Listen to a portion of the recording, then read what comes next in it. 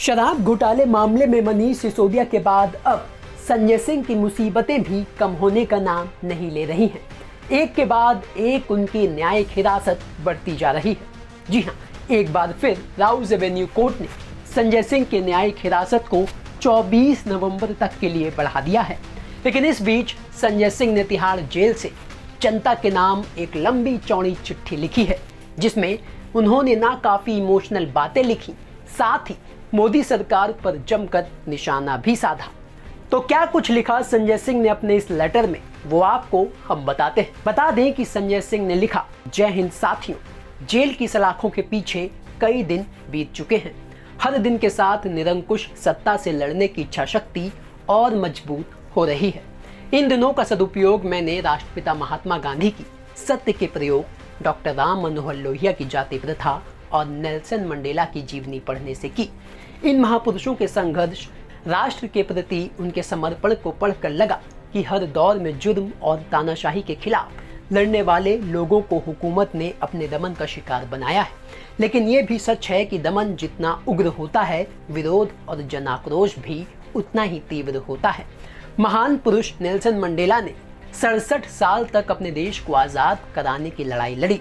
स्वतंत्रता संग्राम में उन्हें 27 साल तक दक्षिण अफ्रीका की जेल में रखा गया। 21 साल के बाद वो पत्नी से मुलाकात कर सके। तमाम यातनाओं और जुर्म सहने के बाद पूरा देश उनके साथ खड़ा हुआ। दक्षिण अफ्रीका आजाद हुआ। उनको नेशनल शांति पुरस्कार, भारत रत्न सहित 695 अंतर्राष्ट्रीय सम्मान मिले।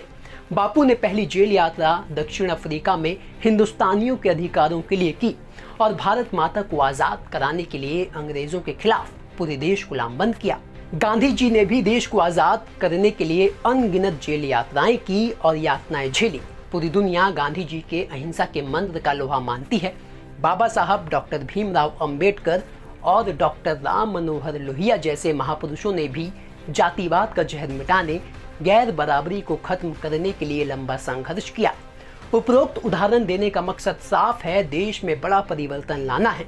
देश में चल रही तानाशाही के खिलाफ आवाज उठानी है तो हर प्रकार का जोखिम उठाने के लिए तैयार रहना होगा।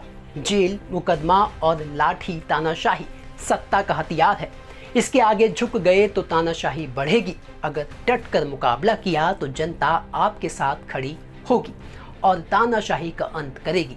बात करते हैं आम आदमी पार्टी की। आंदोलन की कोख से जन्मी इस पार्टी ने भारतीय राजनीति में एक उम्मीद पैदा की, एक भरोसा पैदा किया, देश को नई दिशा देने का एक अनोखा प्रयास किया। अरविंद केजरीवाल जी की अगुवाई और उनके कुशल नेतृत्व में मात्र 10 सालों में आम आदमी पार्टी राष्ट्रीय पार्टी बन गई। 3 बार दिल्ली में आम आदमी पार्टी की सरकार बनी। गुजरात के गढ़ को भेदने में भी केजरीवाल जी को सफलता मिली। आजादी के बाद देश भर में तमाम सरकारें बनी, लेकिन शिक्षा और स्वास्थ्य के क्षेत्र में जैसा सराहनीय कार्य केजरीवाल सरकार ने किया, वो देश और दुनिया में एक उदाहरण बन गया। पंजाब की भगवंत मान सरकार भी एक एक वादा पूरा करने में जुट गई। अरविंद केजरीवाल का काम मोदी सरकार की आंखों की किरकिरी बन गया। बीजेपी को लगा अगर देश की जनता शिक्षा, स्वास्थ्य, बिजली, पानी पर वोट देने लगी तो हमारा क्या होगा। आम आदमी पार्टी ना तो जातिवाद फैलाती है, ना ही धर्म के नाम पर समाज को बांटने का काम करती है। ये तो काम की राजनीति कर रही है। इनका मुकाबला कैसे करें? मोदी और बीजेपी के लिए ये बड़ी कठिनाई बन गई। इसी कारण इन्होंने दमन का रास्ता अपनाया। मुख्यमंत्री अरविंद केजरीवाल के दफ्तर पर सीबीआई का छापा मारा गया। शिक्षा मंत्री, स्वास्थ्य मंत्री समेत 49 से अधिक विधायकों पर फर्जी मुकदमे लिखे गए। कमेटी बनाकर 400 फाइलों की जांच कराई गई। स्कूल के कमरे निर्माण करने के नाम पर घोटाले का झूठा आरोप लगाया गया। 1.5 साल से तथाकथित शराब घोटाले की जांच ईडी सीबीआई से कराई जा रही है। इतना ही नहीं, नफरत की हद यह है कि सुप्रीम कोर्ट के 5 जजों की खंडपीठ ने दिल्ली की चुनी हुई सरकार को ट्रांसफर पोस्टिंग का अधिकार दिया तो 8 दिन में अध्यादेश लाकर उस फैसले को बदल दिया गया। मोदी सरकार ने हर वह प्रयास कर लिया जिसमें आम आदमी पार्टी खत्म हो जाए, उसके नेता टूट जाएं। विधायक मंत्री उनसे डरने लगे और दूसरे राज्यों की तरह दिल्ली, पंजाब में भी तोड़फोड़ हो जाए। लेकिन इस पार्टी ने मोदी के मंसूबों पर पानी फेर दिया। मोदी के खिलाफ अरविंद केजरीवाल और आम आदमी पार्टी के तमाम नेता चट्टान की तरह खड़े हैं। पहले भी आम आदमी पार्टी और उसके नेताओं पर लगे सारे आरोप झूठे साबित हुए हैं।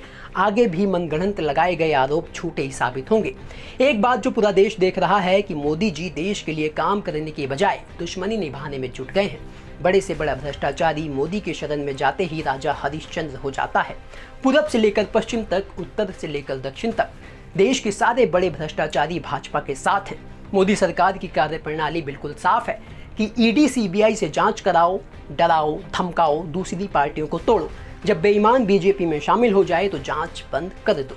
असम के वाटर घोटाले में क्या हुआ, बंगाल के नारदा शारदा स्कैम में क्या हुआ, मध्य प्रदेश के व्यापम घोटाले में क्या हुआ, महाराष्ट्र के सिंचाई घोटाले में क्या हुआ। जिन नेताओं पर आरोप प्रधानमंत्री ने स्वयं हजारों लाखों करोड़ के भ्रष्टाचार का आरोप लगाया, उन्हीं को माला फूल पहनाकर बीजेपी में शामिल कर लिया। प्रधानमंत्री मोदी और बीजेपी के इस भ्रष्टाचार से आज पूरा देश वाकिफ है। मेरी गिरफ्तारी भी खामोश करने की एक कोशिश है। पूरा देश जानता है कि मैंने हमेशा मोदी सरकार के अन्याय और भ्रष्टाचार के खिलाफ मजबूती से आवाज उठाई है। न डरा न झुका। किसानों के खिलाफ बनाए गए काले कानून पर संसद में आवाज उठाई तो मुझे सस्पेंड कर दिया। गुजरात में जहरीली शराब से हुई मौत का मुद्दा उठाया तो मुझे सस्पेंड कर दिया। मणिपुर में कारगिल योद्धा की पत्नी के साथ हुई दरिंदगी का मुद्दा उठाया तो मुझे कई महीनों से सस्पेंड किया हुआ है। क्या मणिपुर की हिंसा पर आवाज उठाना जुर्म है? देश के बैंकों में आम आदमी की मेहनत की पूंजी जमा है। क्या आपको पता है कि मोदी सरकार ने चंद पूंजीपतियों का 13 लाख करोड़ रुपया माफ कर दिया? आपको 13,000 का कर्ज ना देने पर हवालात में बंद कर दिया जाता है। जरा कल्पना कीजिए, जो मोदी सरकार आपके शिक्षा और स्वास्थ्य पर मात्र 2% बजट खर्च करती है, वो अपने दोस्तों का 13 लाख करोड़ माफ कर देती है।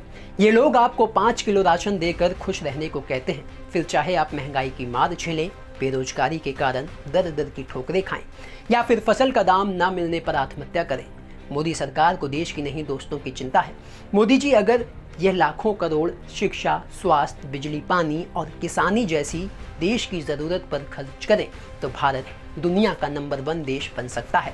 आपको तो बीजेपी कहती है कि 5 किलो राशन लो और चुप रहो। मैंने ये तमाम तीखे सवाल सत्ता की आंखों में आंख डालकर निर्भीकता से पूछे, लेकिन जो बात मोदी जी को सबसे ज्यादा बुरी लगी वो था अडानी पर सवाल उठाना। आपको याद होगा, मैंने अडानी पर भ्रष्टाचार के आरोपों की सीरीज चलाई थी। इसके तमाम सच और प्रमाण मैंने सामने रखे थे। मैंने मोदी सरकार से इन आरोपों की जांच कराने की मांग की। ईडी सीबीआई को चिट्ठी लिखी, संसद में मामला उठाया। इस बीच सरकार मुझे जेल में डालने की तैयारी तो कर रही थी, लेकिन उनको सफलता देर से मिली। आपको याद होगा, ईडी ने मेरा नाम पहले भी चार्जशीट में डाला था। उनकी कोशिश उस वक्त भी झूठा फंसाने की थी, लेकिन जब मैंने ईडी को लीगल नोटिस भेजा तो ईडी ने मुझसे माफी मांगी। शायद यह ईडी के इतिहास में पहली घटना है कि ईडी ने लिखित में गलती मानी और कहा चार्जशीट में लिखना था राहुल सिंह, लिख दिया संजय सिंह।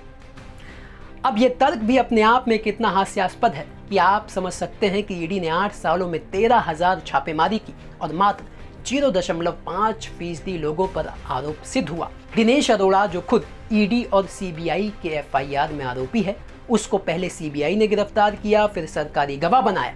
सीबीआई ने एक नहीं कई बयान दिनेश अरोड़ा के दर्ज किए। दिनेश अरोड़ा ने मेरे ऊपर कोई आरोप नहीं लगाया। ईडी ने भी दिनेश अरोड़ा से पूछताछ की। ईडी में भी दिनेश अरोड़ा के कई बयान दर्ज हुए। उसने मेरे खिलाफ कोई बयान नहीं दिया। अचानक एक दिन सीबीआई के सरकारी गवाह दिनेश अरोड़ा को ईडी द्वारा गिरफ्तार किया जाता है, उसको जेल में रखा जाता है और दिनेश अरोड़ा से मेरे खिलाफ झूठा, बेबुनियाद, निराधार आरोपों का बयान लेती है। उसके बाद दिनेश अरोड़ा को आसानी से जमानत मिल जाती है। जो दिनेश अरोड़ा 13 बार ईडी सीबीआई में लगभग 1 साल तक बार बार बयान देता है और मेरे ऊपर कोई आरोप नहीं लगाता, वो दिनेश अरोड़ा अचानक ईडी के सामने बेबुनियाद आरोप कैसे लगाता है? उसको जेल में क्यों डाला गया और अचानक जमानत कैसे मिल गई? उसकी जमानत का विरोध ईडी ने क्यों नहीं किया? ये बात हर कोई आसानी से समझ सकता है। तो ये थी संजय सिंह की इतनी लंबी चौड़ी चिट्ठी जो उन्होंने जनता के नाम लिखी।